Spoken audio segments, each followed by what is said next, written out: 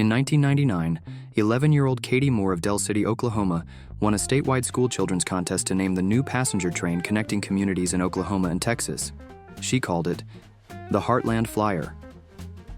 Since then, the Heartland Flyer has become more than a ride. It has offered onboard education about the region's history. But today, that very spirit is being tested. Texas lawmakers deciding not to fund the state's portion of the Heartland Flyer. The Heartland Flyer's future is in serious jeopardy after the state of Texas announced plans to halt its financial support for the route. So what is Amtrak's response? Let's dive into today's episode of Great Trainspeed. For over 25 years, the Heartland Flyer has served as a vital transportation link between Dallas-Fort Worth and Oklahoma City, offering a convenient alternative to driving along the I-35 corridor. It has been a dependable choice for travelers seeking to avoid traffic and long hours on the road. Operated through a partnership between the Texas and Oklahoma transportation departments, this train has quietly done its job on connecting families, supporting local businesses, and giving travelers a stress-free way to move between the two states.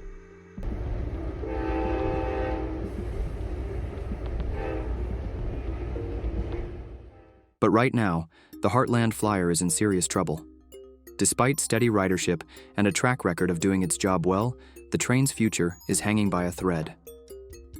Texas lawmakers recently decided to cut all state funding for the service in the upcoming budget. If nothing changes, the Heartland Flyer could be shut down soon, dealing a significant blow to the thousands of people who rely on it every year to get where they need to go. What makes this even more disappointing is that Texas hasn't exactly been carrying the full load. The state only covers less than half of the Heartland Flyer's $2.5 million yearly cost, and that number hasn't budged in over 10 years. Oklahoma's been picking up the rest. Now, with no new funding on the table, the whole service could be shut down altogether at a time when train travel is finally starting to make a comeback across the country. In 2024, the Heartland Flyer faced a $72,000 budget shortfall. To keep the train running, the Regional Transportation Council stepped in with a quick fix, an emergency $100,000 just to plug the hole. It was enough to stop things from falling apart right then and there, but let's be real. It was a Band-Aid, not a cure. Like a lot of public transit systems, the Flyer's costs keep going up. Fuel, repairs, staff wages, it all adds up, especially with older equipment and rising prices. Texas has been standing in the same amount for years, but with everything getting more expensive, that just doesn't cut it anymore. Without serious long-term support, this train can't keep rolling. And so we're not sure exactly what's going to happen with that connection down to the Dallas-Fort Worth area. So, what is Amtrak's response? On June 5, 2025, Amtrak warned that the service could be suspended as early as October 1st unless new funding is secured. Without immediate support, the train could stop running in just a few months. What's even harder to swallow is that Amtrak itself fully supports the train. Amtrak President Roger Harris has called the Heartland Flyer a vital connection between Texas and Oklahoma, helping people move easily between two major regions. This isn't just some side project. It's a partnership with both Department of Transportation, and it plays a big role in keeping communities connected across state lines. Reliable rail service provides a vital transportation option for residents and visitors alike, Harris stated, strengthening regional mobility, economic development, and tourism. With service that supports Texas's continued economic growth and the region's connectivity, sustaining the Heartland Flyer is essential to maintaining momentum and ensuring long-term mobility in the region. And it's not just Amtrak executives saying the Heartland Flyer matters. The numbers speak for themselves.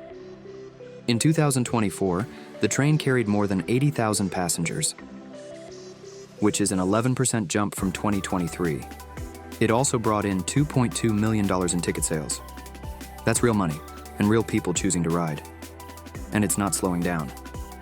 In 2025, ridership kept climbing. 25,800 riders in January, 30,300 in February, and a huge bump to 38,000 in March. That's not a fluke. It's a clear sign that more and more people are counting on this train to get where they need to go. It also shows something bigger. Folks are starting to see rail as a smart, easy, and greener way to travel, especially in a region where driving has always been the default. With this kind of momentum, it's not just about keeping the Heartland Flyer alive. It's about expanding the route up to Newton, Kansas, and making sure it gets the long-term investment it clearly deserves. It's not just about the passengers, but the Heartland Flyer also brings real money into the region. Every year, it pumps out around $5.3 million in direct benefits and helps drive about $23.7 million in total economic activity along the route. That includes real people working on or around the service, who could lose their income if the funding disappears. Across the country, Amtrak runs 30 state-supported routes, with help from 21 agencies in 18 states. The Heartland Flyer is a key piece of that system, connecting Texas and Oklahoma in a way that highways alone just can't. If this route gets shut down, it sends a bad message. Even well-used, successful trains aren't safe without solid state support. That's not just a local problem. It could shake confidence in passenger rail programs across the U.S., just when we need them more than ever. So, what do everyday folks think about all this? We're diving into that in the next part. Don't go anywhere. And if you haven't already, hit that subscribe button so you don't miss any updates from us. We've got more stories coming that you'll definitely want to see.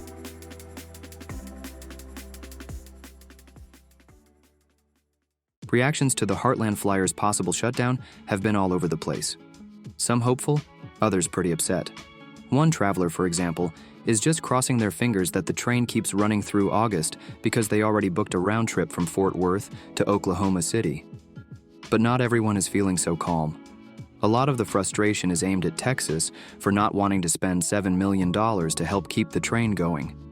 There's also a bigger frustration about how trains are treated in general.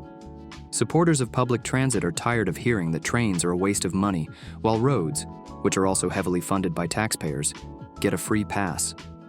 One person pointed out that many drivers wrongly assume gas taxes cover all road costs, which just isn't true. With so much on the line for the region, you might wonder, will Amtrak and policymakers really let this vital rail link fade away?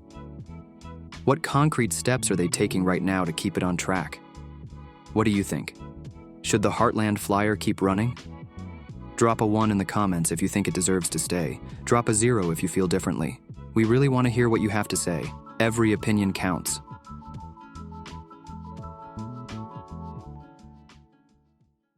But now the mayors are combining forces to ask for more funding to keep the train running. In response, North Texas leaders, including Fort Worth Mayor Matty Parker, are stepping up by considering local funding options to keep the Heartland Flyer running between Dallas, Fort Worth, and Oklahoma City. Oklahoma State Senator Mark Mann noted that population growth is steadily filling in the once undeveloped stretch between the Oklahoma City and Dallas-Fort Worth metro areas. With that growth comes increasing pressure on infrastructure, especially worsening traffic along the I-35 corridor. However, Mann also sees opportunity. With Dallas set to host major global events like the World Cup and the Olympics, regional connectivity is more important than ever. Dallas-Fort Worth will host 9 World Cup matches next year, more than any other U.S. city, and losing the Heartland Flyer now would seriously undermine that goal. Under a federal law called the Passenger Rail Investment and Improvement Act, PRIIA, Amtrak routes shorter than 750 miles, like the Heartland Flyer, get funding through a team effort between Amtrak and the states they serve. For the Flyer, that means Amtrak runs the train through a deal with both departments. And Amtrak isn't just sitting back. They've actually put in $63 million to upgrade 16 stations across Texas, making them more accessible for people with disabilities and updating old facilities. It's all part of a bigger push to keep the Heartland Flyer not just running, but running better. So it's a comfortable, reliable ride for everyone who counts on it. That's why keeping the Heartland Flyer going isn't just a nice to have. It's a big deal. It gives fans and travelers from Oklahoma and beyond a simple, affordable way to reach the action. Shutting it down now, right before the world shows up, would be a huge step backward. Keeping this train on the tracks isn't just about helping locals. It's about proving Texas is ready to show up on the global stage and deliver an experience they can all be proud of. And that's a wrap for today's video. We hope you had as much fun watching as we did making it. Thanks for joining us, and we can't wait to see you in the next one. Peace.